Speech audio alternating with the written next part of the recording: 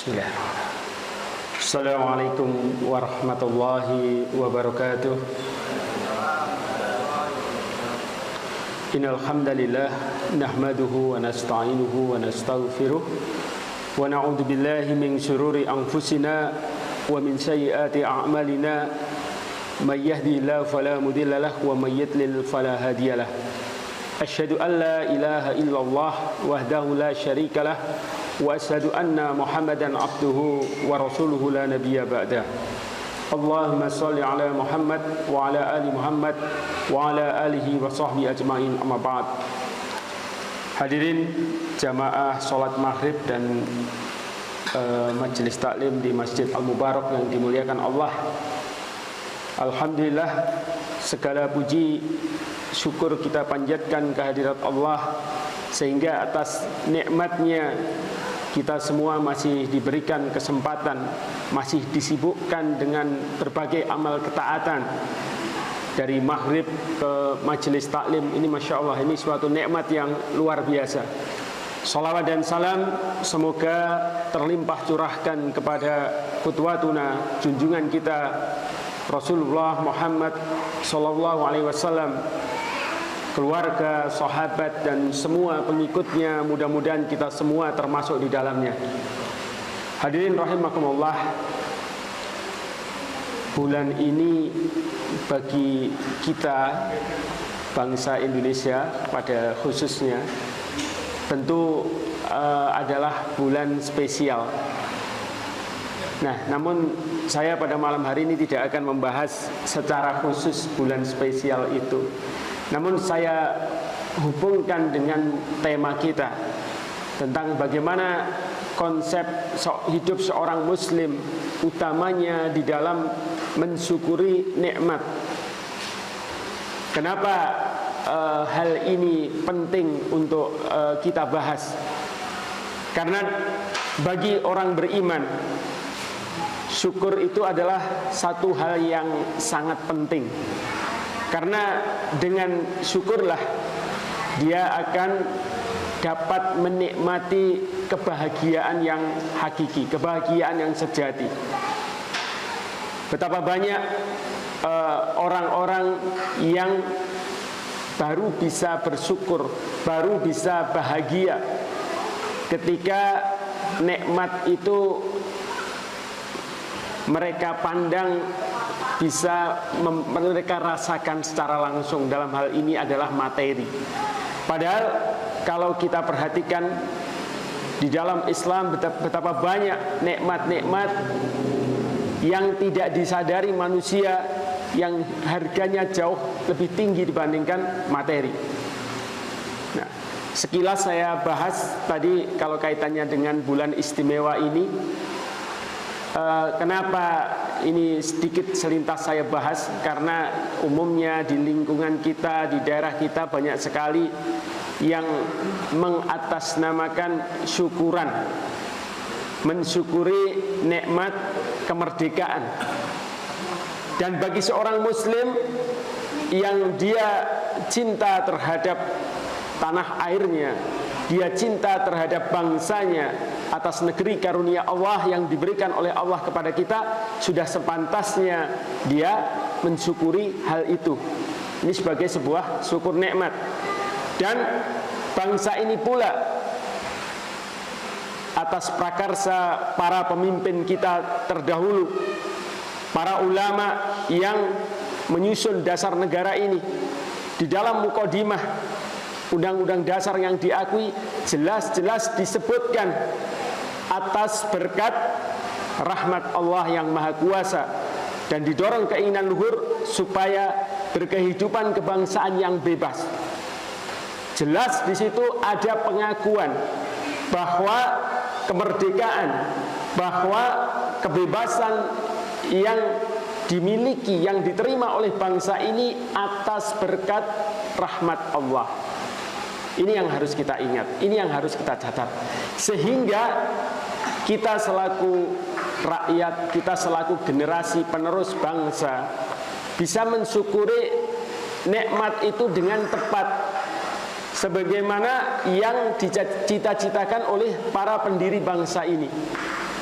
Maka tentunya kita selaku anak-anak bangsa terkadang itu prihatin. Ini sekedar muhasabah, sekedar introspeksi. Bagaimana cara syukur nikmat kok diisi dengan kegiatan-kegiatan yang justru melanggar rasa syukur nikmat itu sendiri. Nah, ini yang nanti menarik untuk kita bahas. Jadi bagaimana misalkan, insya Allah di sini tidak ada orang melakukan pawai atau karnaval dengan meninggalkan kewajiban sholat misalnya. Orang melakukan syukur nikmat dengan atraksi-atraksi yang justru melanggar syariat. Nah, ini tentu syukur yang tidak pada tempatnya. Nah, ini yang pertama. Nah, maka di sini kita perlu memahami apa sih makna syukur itu sendiri. Imam Ibnul Qayyim Al-Jauzi dalam kitabnya Madarijus Shalikin, beliau berkata, hakikat syukur terhadap nikmat Allah adalah menampakkan pujian bil lisan, dengan lisan. Kemudian yang kedua, kecintaan di dalam hati dan ketaatan pada anggota tubuhnya. Kemudian lebih jelas lagi, Imam Ibnu Taimiyah rahimahullah mengatakan di dalam Majmu' Fatawanya, as-sukru yakunu biqalbi walisanu wal jawarihu. Jadi syukur itu haruslah dijalani dengan hati, dengan qalbi. Kemudian yakunu bil lisan. Kemudian dengan lisan dan anggota badan. Jadi syukur itu bagi seorang mukmin meliputi 3 hal tadi. Tidaklah cukup dengan lisan, atau tidaklah cukup dengan hati saja di batin, atau tidak cukup dengan perbuatan, tapi meliputi 3 hal tadi. Nah, oleh karenanya kita harus memahami hal ini, karena kedudukan syukur di dalam Islam merupakan salah satu inti kebaikan. Maka Rasulullah SAW pernah bersabda kepada Mu'adz bin Jabal radhiyallahu anhu, sungguh aku mencintaimu, janganlah engkau tinggalkan di akhir setiap sholat. Beliau berpesan kepada sahabat Mu'adz bin Jabal sebuah zikir yang ini juga sama-sama kita hafal. Allahumma a'inni ala dzikrika wa syukrika wa husni ibadatik. Ya Allah, tolonglah aku untuk berzikir, selalu ingat kepadamu. Dan kemudian wa syukrika, dan bersyukur kepadamu, serta memperbaiki ibadah kepadamu. Ini sebuah zikir yang selalu dilazimkan oleh baginda Rasulullah SAW, kemudian diwasiatkan kepada para sahabat radhiyallahu anhum. Jadi syukur ini sebuah inti kebaikan, dan kita tidak akan mampu bisa bersyukur secara penuh kalau kita tidak memohon kepada Allah. Jadi rangkaian zikir dan syukur ini menjadi satu rangkaian yang Rasulullah SAW mohonkan kepada Allah, dan kemudian dipesankan kepada para sahabat. Kemudian selanjutnya kita juga harus mengingat bahwasanya syukur ini merupakan perintah Allah. Jadi kalau perintah itu berarti harus dilakukan. Orakur saelinge. Wah, katanya tadi kita memohon Allah untuk diingatkan. Jadi artinya saelinge. Tidak seperti itu. Karena syukur, sebagaimana saya ungkapkan di depan tadi, ada kaitannya dengan nikmat.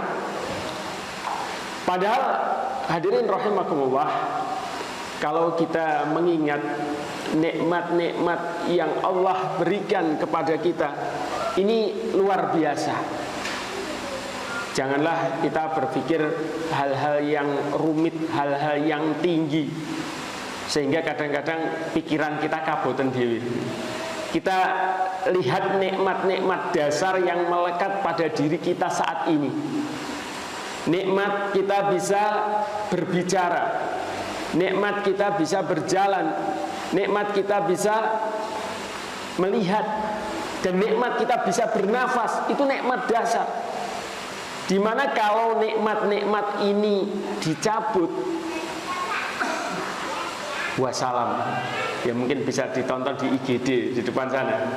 Contoh bagaimana ketika seseorang itu nikmatnya sedikit, nikmat dasarnya dicabut, maka dia tidak akan bisa melaksanakan kewajiban-kewajiban yang lain. Maka bersyukur ini merupakan perintah Allah. Fadzkuruni adzkurkum washkuruli wala takfurun. Ingatlah kepadaku, aku juga akan ingat kepada kalian, dan bersyukurlah kepadaku, janganlah kalian kufur. Ini surat Al-Baqarah ayat 152. Artinya di sini Allah memerintahkan kepada kita, karena kita semua itu diberi nikmat oleh Allah. Maka lawan dari syukur adalah apa? Ingkar ataupun kufur. Dan Allah melarang melakukannya. Dan janganlah kalian kufur. Yang dimaksud kufur di sini adalah kita mengingkari nikmat dan menentangnya. Atau dengan kata lain, ada yang mengartikan tidak menggunakannya sebagaimana mestinya. Jadi nikmat yang diberikan Allah itu kan banyak sekali kepada kita. Tapi banyak manusia yang tidak menyadarinya.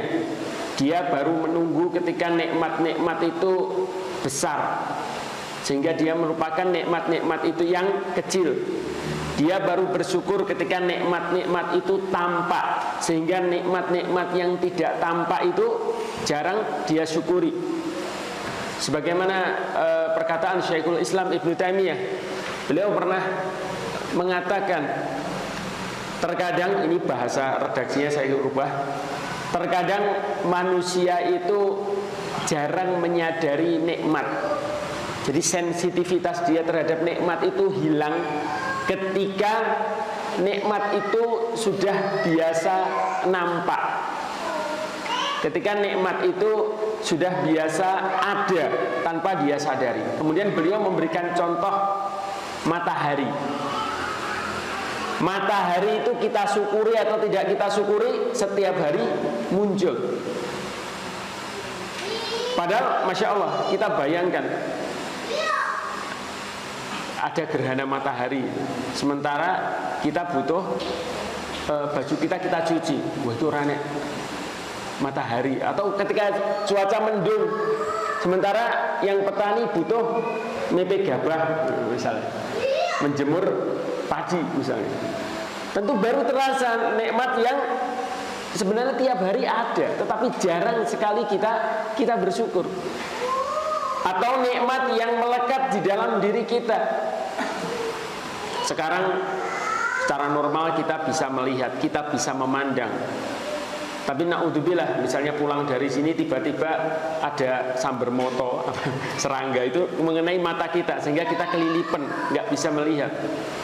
Baru kita merasakan ternyata nikmat melihat itu nikmat yang luar biasa. Maka di dalam ayat lain Allah berfirman, A'udzubillahi minasyaitonirrajim, wa itta'addana rabbukum la in syakartum la azidannakum wa la in kafartum inna 'adzabi lasyadid. Dan ingatlah tatkala Rabbmu memberitahukan, sesungguhnya jika kamu bersyukur, pasti kami akan menambah nikmat kepadamu. Dan jika kamu mengingkari nikmatku, maka sesungguhnya azabku sangat pedih. Ini surat Ibrahim ayat 7. Kemudian seorang tabi'in namanya Abu Hazim menjelaskan atau menerangkan tentang ayat ini. Beliau mengatakan, kullu nikmatin la tuqarribu minallahi azza wa jalla fahiya baliyatun. Setiap nikmat yang tidak digunakan untuk mendekatkan diri pada Allah itu adalah musibah. Jadi lawan syukur itu kan kufur. Kufur itu mengingkari. Padahal nyatanya, realitasnya, kenyataannya Allah itu memberikan nikmat kepada kita. Lah, kalau nikmat itu tidak digunakan sebagaimana mestinya, berarti itu sebuah pengingkaran. Dan sebuah pengingkaran, artinya kita tidak menggunakan untuk mendekatkan diri pada Allah, maka nikmat itu bisa menjadi musibah, menjadi bencana bagi kita. Masya Allah, kalau kita lihat sekeliling kita,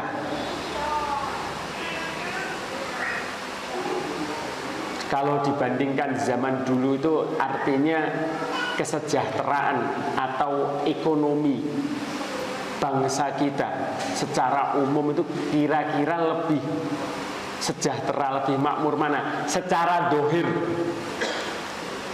lebih makmur mana? Secara dohir, secara fisik mungkin lebih makmur sekarang. Dalane halus-halus, kendaraannya marai macet saking mukai, walaupun mungkin kreditan tidak masalah. Tapi bagaimana? Apakah hal itu sebagai wujud rasa syukur kita kepada Allah? Apakah bangsa ini bersyukur kepada Allah?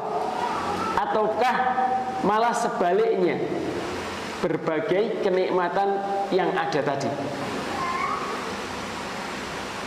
Ya, mudah-mudahan saja banyak di antara kita yang bersyukur kepada Allah. Tetapi kalau sebuah bangsa, sebuah negeri dengan berbagai kenikmatannya, dia kufur, dia ingkar terhadap Allah, maka tunggu saja kehancurannya. Ya, kadang-kadang itu yang namanya subuhat. Subuhat itu hal-hal yang meragukan, itu ditiupkan oleh orang-orang kafir. Katanya mengatakan orang itu kalau beriman bertakwa maka negerinya makmur, damai, sejahtera. Lah itu negeri-negerinya orang kafir itu mereka nggak pernah sholat, nggak mau menyembah Allah, nggak mau taat kepada Allah. Buktinya justru makmur sejahtera. Katanya seperti itu. Nah, ini kadang-kadang subhat ini ditiupkan kepada kaum muslimin, sehingga mereka-mereka yang nggak kuat imannya menjadi ragu-ragu. Oh, ternyata kesejahteraan, ternyata kebahagiaan itu nggak ada kaitannya dengan iman. Ternyata kemakmuran itu nggak ada kaitannya dengan kesyukuran. Sing penting nyambut gawe sing apik, sing penting belajar sing tenanan, maka sukses di dunia. Nah, itu subuhat-subuhat yang dibuat oleh orang-orang kafir. Nah, kembali pada hakikat syukur tadi, maka ada kewajiban-kewajiban syukur yang harus kita lakukan. Tadi ada apa? Qalb, hati, kemudian lisan, kemudian jawarih, anggota badan. Nah, kita mulai dari hati dulu. Ini sekaligus introspeksi, muhasabah bagi kita semua, termasuk yang berbicara. Bagaimana kita menjadi hamba-hamba yang bersyukur.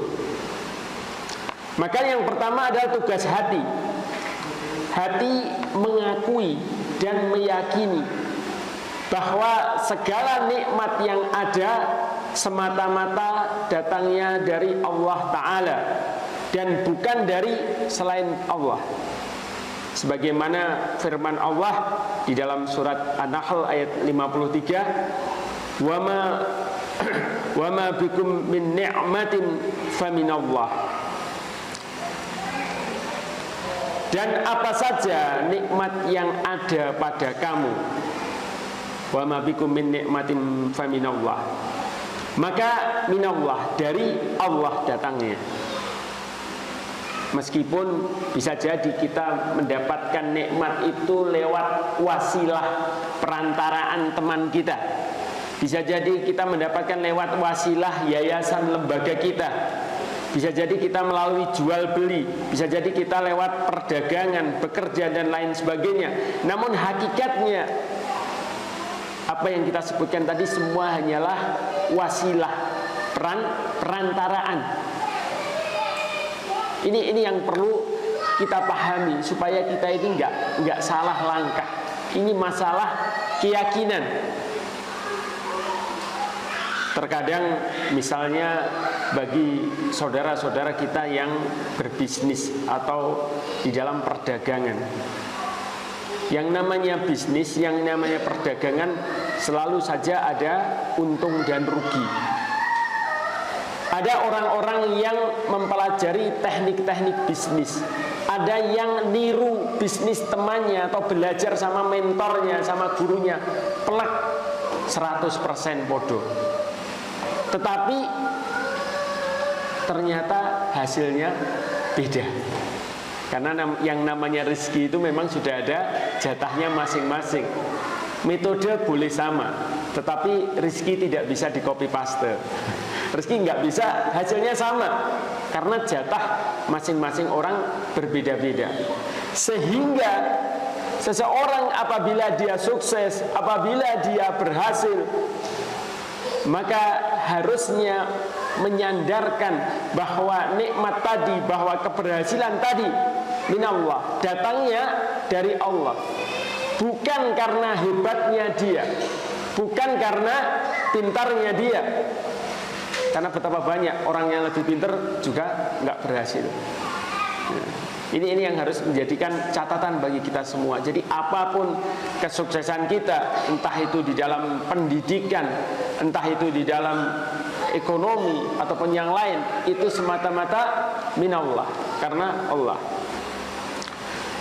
Jadi yang pertama pengakuan, hati kita mengakui dari mana datangnya nikmat tadi.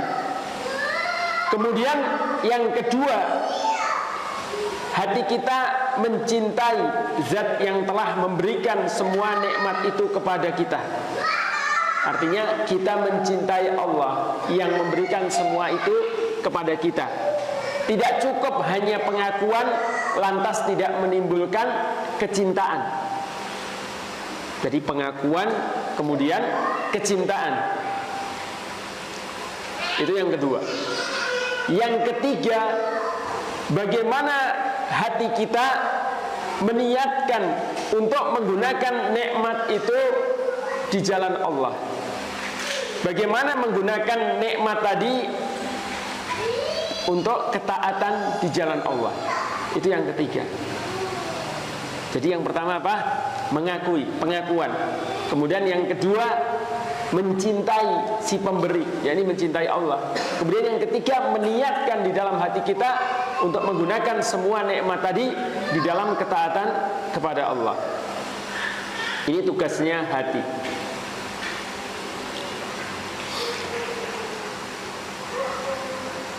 Jadi syukur sebagai akhlak yang mulia ini tidaklah akan muncul kecuali karena kecintaan kita kepada Allah dan juga keridhaan kita terhadap sang pemberi nikmat. Syukur tidak akan bisa muncul kalau tidak ada keridhaan di dalam hati kita akan semua nikmat yang diberikan Allah, entah itu sedikit ataupun banyak. Tidak mungkin orang akan bisa bersyukur apabila dia tidak mensyukuri nikmat yang sedikit. Karena seringkali orang gelisah, orang galau, orang stres bahkan. Ini karena apa? Ketinggian obsesi, ketinggian cita-cita. Dia tidak melihat apa yang ada pada dirinya, nikmat Allah yang ada pada dirinya, tetapi yang difikirkan, dia disibukkan dengan angan-angan. Saya contohkan misalnya, ada orang diberikan nikmat Allah sepeda motor. entah itu cash ataupun kredit, saya nggak tahu. Yang penting sudah diberikan nikmat sepeda motor. Hakikat atau esensi dari sepeda motor itu apa? Sebagai sebuah alat yang bisa mendukung transportasi dirinya, mungkin bekerja, mungkin ngantarkan anak, mungkin ke majelis taklim. Itulah esensi atau hakikat dari sepeda motor atau kendaraan itu. Maka dengan menyadari nikmat itu, dia akan bersyukur atas nikmat Allah. Entah merek Supra, entah merek NMAX, tapi jangan sampai iki motorku semua elek ya. Sing dipikir sing dhuwur-dhuwur, ya akan stres. Sebaliknya, ada pula orang yang diberikan nikmat motor yang sama, tetapi yang difikirkan hanya iya ya, aku caranya duwe mobil, sehingga dari siang ke malam, malam ke siang ora iso turu.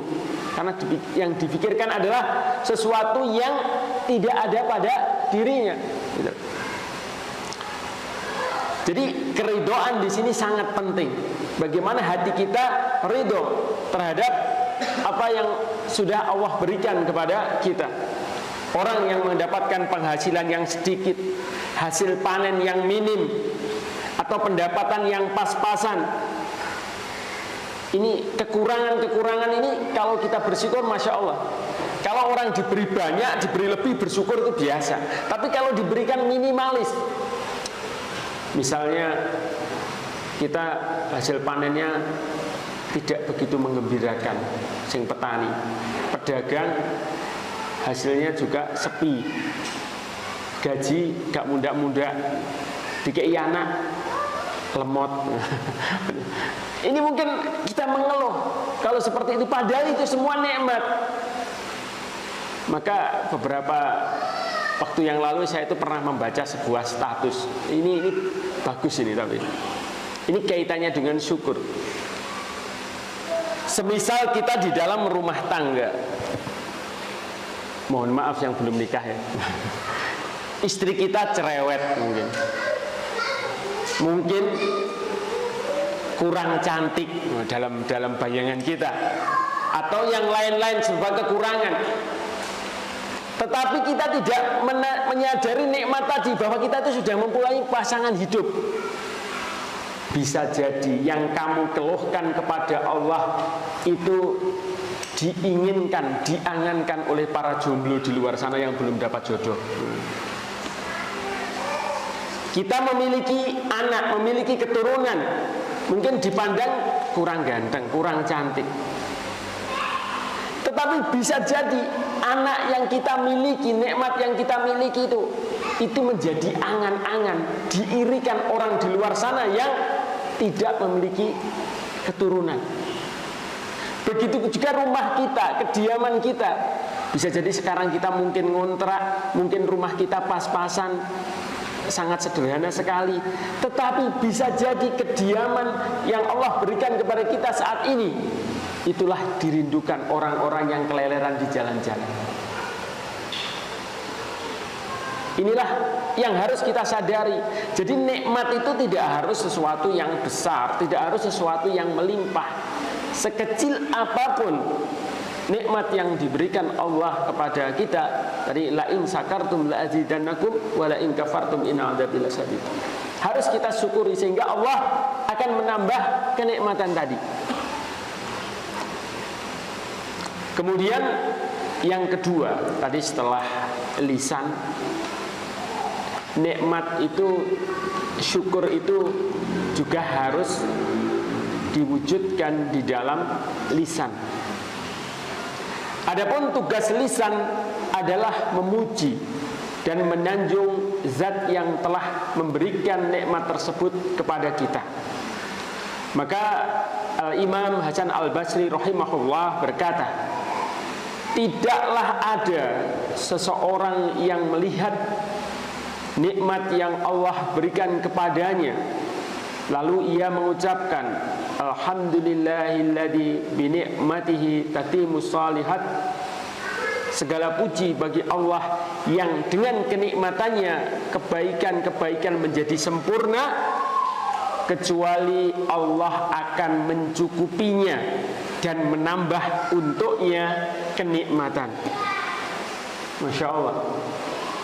Jadi lisan itu juga perlu. Gak cukup syukur itu di batin wae, sehingga jadi aliran kebatinan. Jadi dengan lidah kita, dengan lisan kita juga perlu dilafadzkan, sehingga dengan itu Allah akan mencukupinya. Jadi apapun yang diberikan Allah dicukup-cukup nih. Dan Allah menjanji untuk menambah kenikmatannya. Jadi meskipun sedikit, kalau disyukuri akan semakin menambah nikmat. Jadi alhamdulillahilladzi bi ni'matihi tatimmus shalihat. Jadi harus dilafadzkan di dalam lisan kita. Kemudian Al-Hasan mengatakan, perbanyaklah menyebut nikmat-nikmat ini, karena sesungguhnya menyebutnya merupakan bentuk rasa syukur. Sebab Allah telah menyuruh nabinya untuk menyebut-nyebut nikmat Tuhannya.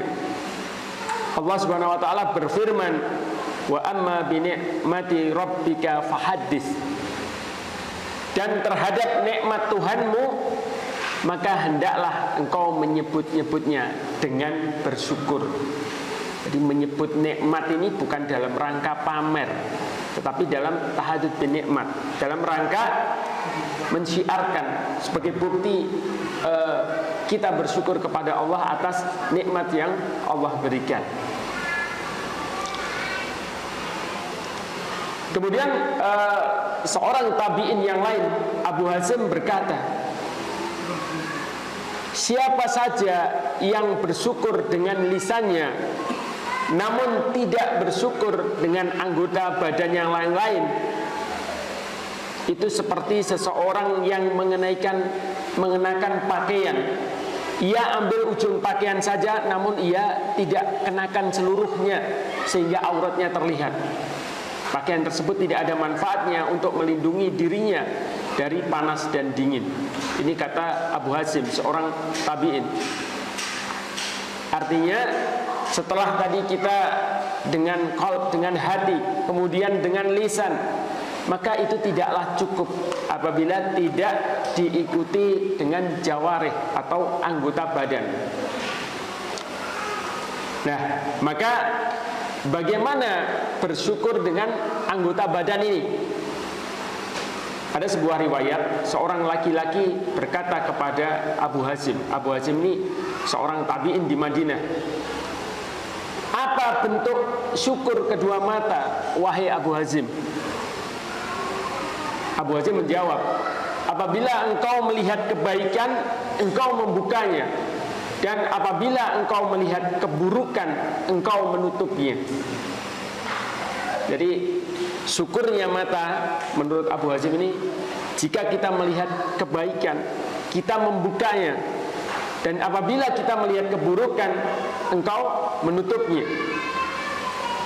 Ya, kadang-kadang ini cah nom-nom ini, saya dulu waktu muda juga kadang-kadang kayak gitu, itu beling.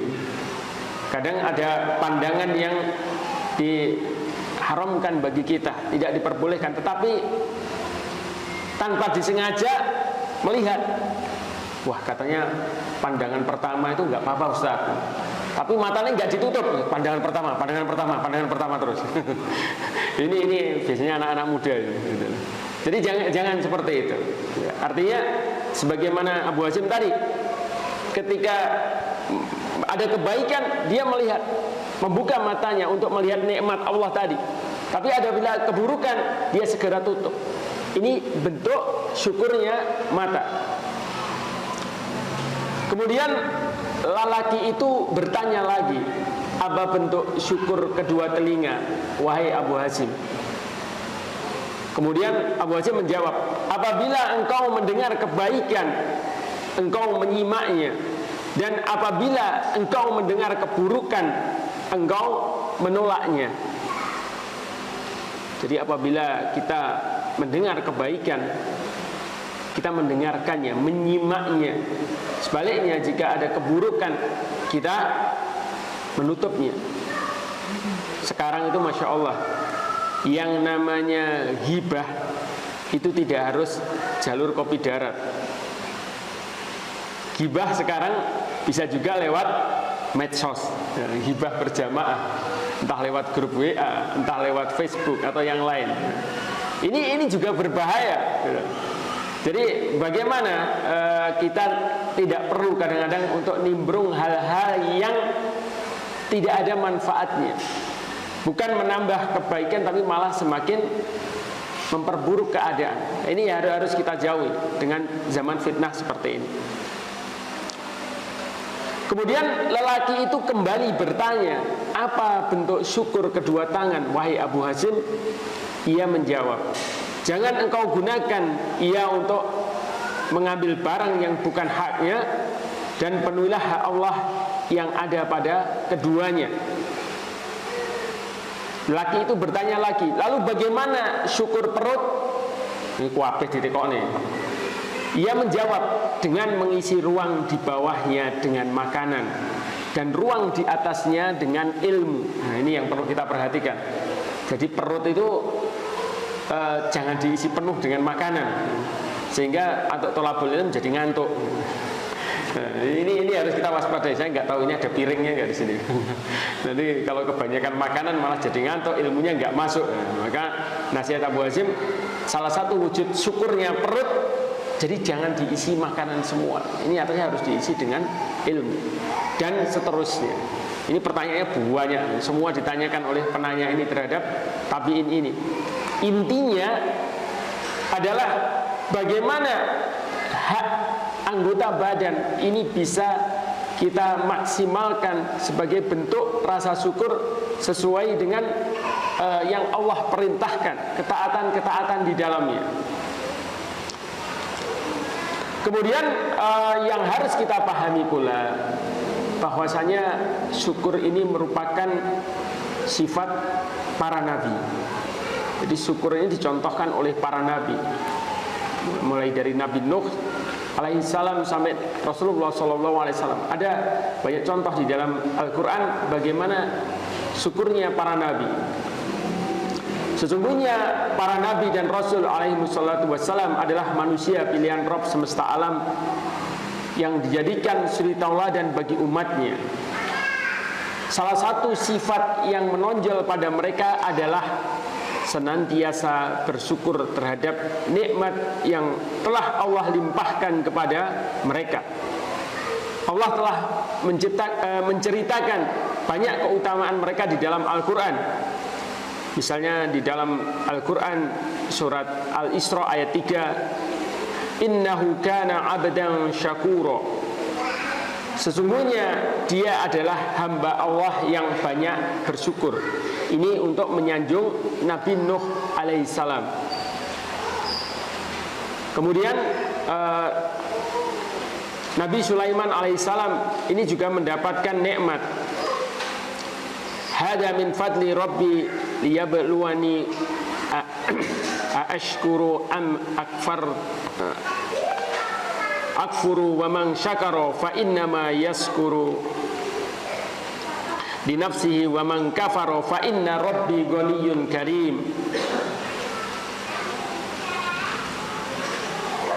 Ini termasuk karunia dari Rabbku untuk mengujiku.